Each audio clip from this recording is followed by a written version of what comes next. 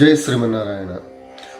వాల్మీకి మహర్షి యొక్క అనుమతి తీసుకుని నారద మహర్షి దేవలోకానికి ఆకాశ మార్గం గుండా ప్రయాణించాక శ్రీ వాల్మీకి మహర్షి తన శిష్య బృందంతో తమసా నదీ తీరానికి వచ్చి ఒక చెట్టుపై ఉన్న 2 క్రౌంచ పక్షులు ఎంతో ప్రేమగా ఒకదానినొకటి పలకరించుచూ ఆడుచున్న దృశ్యాన్ని చూశారు అని మనం ముందు శ్లోకం వరకు తెలుసుకుందాం. ఈ శ్లోకంలో వాల్మీకి మహర్షి ఆ క్రౌంచ పక్షుల అందాన్ని చూస్తూ ఉండగానే ఒక బోయవాడు ఎంతో క్రూరంగా ఆ క్రౌంచ పక్షులలో ఉన్న ఒక మగపక్షిని తన బాణంతో సంహరించాడు అని ఈ శ్లోకం మనకి వివరిస్తుంది.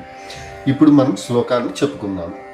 తస్మాత్తు మిథునాదేకం పుమాంసం పాపనిశ్చయ జఘాన వైరనిలయో నిషాదస్తస్య పశ్యతః.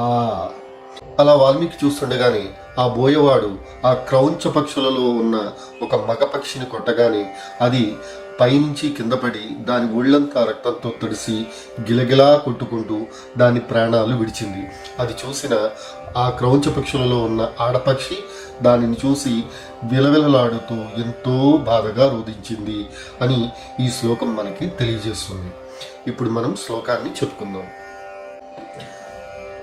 తం శోణిత పరీతాంగం వేష్టమానం మహీతలే భార్యాతు నిహతం దృష్ట్వా రురావ కరుణాం గిరం.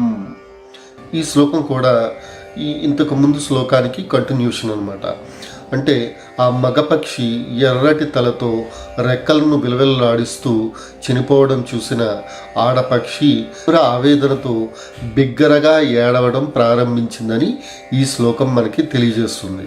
వియుక్త పతినాతేన ద్విజేన సహచారిణ తామ్ర శీర్షేణ మత్తేన పత్రిణ సహితేన వై.